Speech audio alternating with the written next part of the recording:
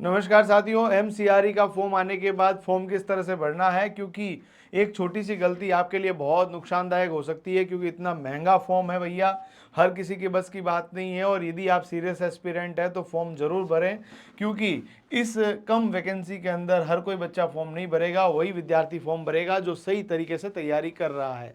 पर मेरा ये मानना है कि फॉर्म की फ़ीस कम हो सकती है, परंतु एम्स नहीं करता है। हमने कई बार कोशिशें की है। खैर, अभी आप सबसे दरख्वास्त है कि आप चैनल पे पहली बार आए हो तो सबसे पहले चैनल को सब्सक्राइब कर लो, वीडियो को लाइक करके अपने दोस्तों के साथ ज़रूर शेयर कर लो, क्योंकि इसमें हर वैकेंसी के बारे में आपको बताऊंगा फॉर्म किस तरह से भरना है। एक वैकेंसी का फॉर्म मैं भर के बताऊंगा, उसी तरह से सभी वैकेंसियों का फॉर्म आपको भरना है।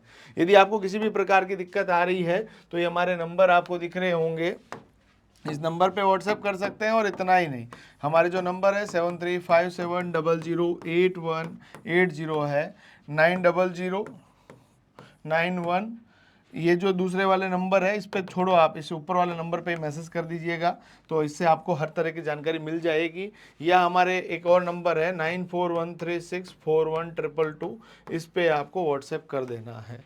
अब मैं बताता हूँ आपको। सबसे पहले कॉमन रिक्रूटमेंट एग्जामिनेशन जो है ये आपको इस तरह का देखने को मिलेगा। ये आपको यहाँ पर जो है कॉमन रिक्रूटमेंट एग्ज़ाम जो है 2025 का एग्जामिनेशन 4 के नाम से जो है, उसके ऊपर आप जाकर व्यू डिटेल में जाएंगे तो आपके सामने इस तरह की वैकेंसी आएगी, क्योंकि CRE 4 के नाम से इसे जाना जा रहा है। एडवर्टीजमेंट आप चाहें तो यहाँ से देख सकते हैं। Create a new account, log in to apply. यदि आपने पहले भी फॉर्म भर रखे हैं तो लॉग इन टू अप्लाई में आप जाके फॉर्म भर सकते हैं। परंतु यदि आप न्यू यूज़र हैं, आपने कभी भी MCRE का पहले फॉर्म नहीं भर रखा है, या एम्स exams.ac.in पे आप बहुत एकदम नए हैं, तो आपको यहाँ पर क्रिएट अ न्यू अकाउंट पे जाना है। और जैसे ही आप इसके ऊपर जाएंगे तो आपसे आपके मोबाइल नंबर एक बार डालेगा, वो बोलेगा कंफर्म करो, वापस डालने। ईमेल आईडी भी पुनः 2 बार ही, उसके बाद आपके फ़ोन पे एक OTP आएगी और ईमेल पे OTP आएगी। यदि आप सबको यहाँ से वेरीफाई कर देंगे, वेरीफाई टू प्रोसीड करने के बाद ये आएगा कि भैया मेरी उम्र 18 साल हो रखी है, तो यहाँ पर आपको सबसे पहले चेक बॉक्स के अंदर आपको टिक कर देना है। वेरिफिकेशन थ्रू डिजी लॉकर से आपका वेरिफिकेशन होगा।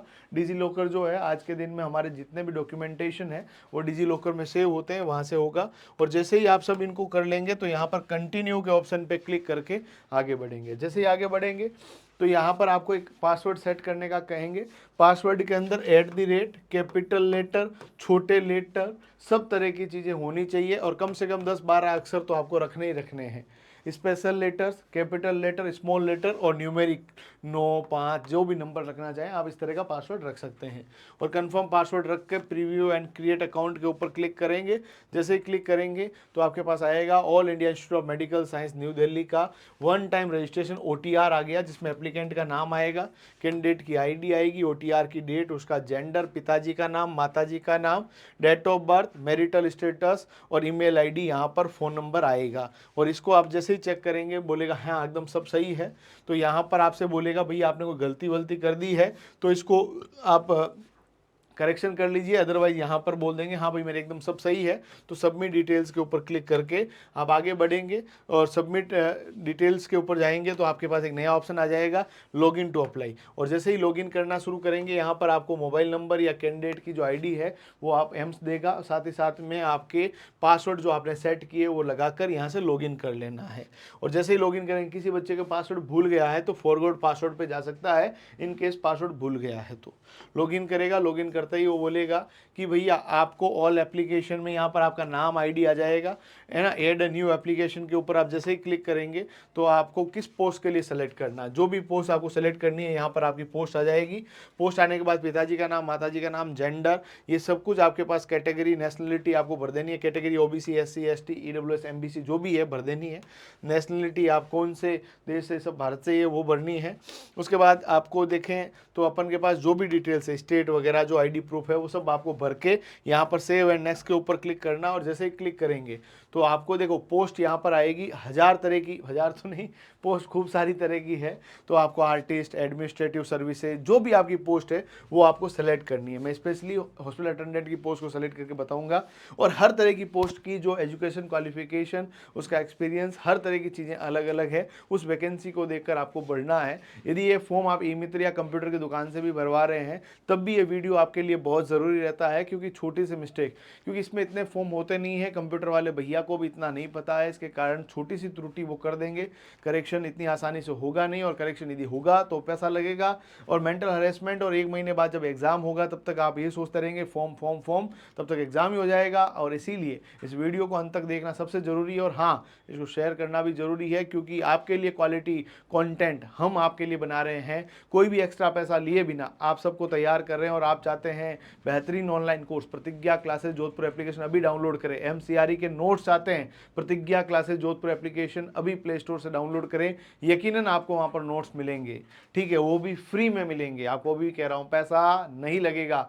डाउनलोड क्या करना है, प्रतिज्ञा क्लासेस जोधपुर एप्लीकेशन, ठीक है। ये वैकेंसियाँ आपके सामने आएगी, इस वैकेंसीज में से जो आपको वैकेंसी सेलेक्ट करनी है, जैसे मैं आपको हॉल अटेंडेंट की बात करूं तो इसको सेलेक्ट कर लिया आप लोगों ने, इसकी क्वालिफिकेशन आ जाएगी भैया ये है कि नहीं है आपके पास, और जैसे ही आप इसको सेव एंड नेक्स्ट के ऊपर क्लिक करेंगे आपके पास आएगा आपने 10वीं 12वीं कहाँ से किया, जो आपने कर रखी है वो आपको भरना है, ठीक है। इस तरह से आपने डिटेल्स भरनी है। उसके बाद कैटेगरी वगैरह मैंने पहले बता दिया है। इसके बाद यदि आप पहले से ही जो आईडी नंबर आपका, जो आईडी प्रूफ आपका आधार, ड्राइविंग लाइसेंस जो भी भरे उसका आईडी नंबर डालना है। यदि आप एक्स सर्विसमैन है तो यस करना, नहीं तो नो करना है। यदि आप गवर्नमेंट सर्वेंट है तो यस, नहीं तो नहीं। और यदि आप एमसी या कोई भी अन्य इंस्टीट्यूट में काम कर रहे हैं तो यस, नहीं तो नहीं करना है। मैरिटल स्टेटस शादीशुदा है या नहीं, है ना। इसके अलावा आप लोग जम्मू कश्मीर के हैं या नहीं, ये आपको भरना है। और जैसे ही आप सब इनको भरेंगे उसके बाद आपका परमानेंट एड्रेस, जिसमें देश, आपका राज्य, आपके शहर, आपका पिन कोड और एड्रेस मांग लिया जाएगा। और ये सब कुछ भरने के बाद सेव एंड नेक्स्ट के ऊपर क्लिक करेंगे, आपका पूरा एड्रेस आ चुका है। एड्रेस के बाद आपसे पूछेगा कि भैया आपने 12th के बाद भी डिग्री वगैरह कर रखी है, क्योंकि हर वैकेंसी की एलिजिबिलिटी अलग अलग है, एजुकेशन क्वालिफिकेशन अलग है। अकॉर्डिंग टू दैट वैकेंसी आपको उसकी क्वालिफिकेशन को फिलअप करना है। मिनिमम जो क्वालिफिकेशन है उसको तो आपको फिलअप करना ही है, उससे हायर एजुकेशन भी आपने प्राप्त कर रखी है। यदि आप भर देते हैं तो कोई नुकसान नहीं है, इनकेस आगे प्रमोशंस वगैरह के अंदर थोड़ा सा आपको उसका बेनिफिट मिलेगा ही मिलेगा। तो ये आपको सब कुछ कर देना है। सर्टिफिकेट वगैरह है तो उस सर्टिफिकेट की फ़ोटो भी यहाँ पर डालनी है। और उसके बाद सेव एंड नेक्स्ट के ऊपर क्लिक करेंगे।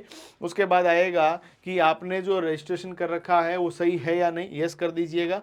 उसके बाद आप लोगों से पूछेगा please check the advertisement for required experience if any and fill detail accordingly. यदि आपको एक्सपीरियंस लेटर वहाँ पर नहीं मांगा गया तो नहीं कर देना है, और यदि वहाँ मांगा ही गया है तो आपको भरना ही पड़ेगा, ठीक है। उसके बाद आपके पास पूछेगा कि कौन से आपके, देखो स्टेट पूछेगा, किस राज्य में आप एग्जाम का सेंटर लेना चाहते हैं। शहर नहीं पूछेगा, स्टेट ही पूछेगा, सीधा राज्य पूछेगा, वो राज्य आपको भर देने हैं। उसके बाद सेव एंड नेक्स्ट के ऊपर क्लिक करेंगे। उसके बाद आपसे पूछेगा नो ऑब्जेक्शन सर्टिफिकेट, यदि आपके पास है तो आप भर सकते हैं। इसके अलावा 10वीं की मार्कशीट की फोटोकॉपी आपको भरनी है। उसके बाद आप लोगों को फोटो वगैरह जो है वो सेलेक्ट करनी है। फोटो सेलेक्ट करने के बाद ये आपको जरूर ध्यान रख लेना है, 6 महीने से ज़्यादा पुरानी फोटो नहीं होनी चाहिए। उसके बाद सेव एंड नेक्स्ट के ऊपर आप क्लिक करेंगे। उसके बाद सिग्नेचर आपको अपलोड करना है।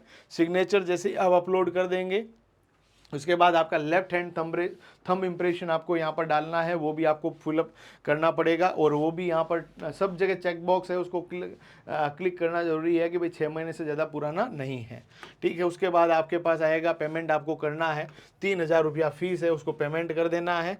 और जैसे ही पेमेंट कर देंगे तो ये पेमेंट के लिए OTP भेजेगा, और आपका जैसे ही होगा पेमेंट सक्सेसफुल, देन आपका फॉर्म फिलअप हो जाएगा, उसकी PDF आ जाएगी, उसको सेव करके अपने पास रख लेना है, क्योंकि परीक्षा 1-1.5 महीने बाद ही है, इसीलिए पूर्णतः तैयारी में लग जाइए। और आपको सबको मैंने सलाह दी है, MCRE के बहुत बेहतरीन क्वालिटी कंटेंट के साथ प्रीवियस ईयर पेपर्स को भी आपको ज़रूरत है तो डाउनलोड करें प्रतिज्ञा क्लासेस एप्लीकेशन, ताकि वहाँ पर आपको best quality content, proper guidance और सिलेक्शन वाली रास्ता जो है आपको मिल पाए। आप सबको शुभकामनाओं के साथ बहुत बहुत धन्यवाद, और चैनल को सब्सक्राइब करने के साथ वीडियो को लाइक और शेयर जरूर कीजिएगा।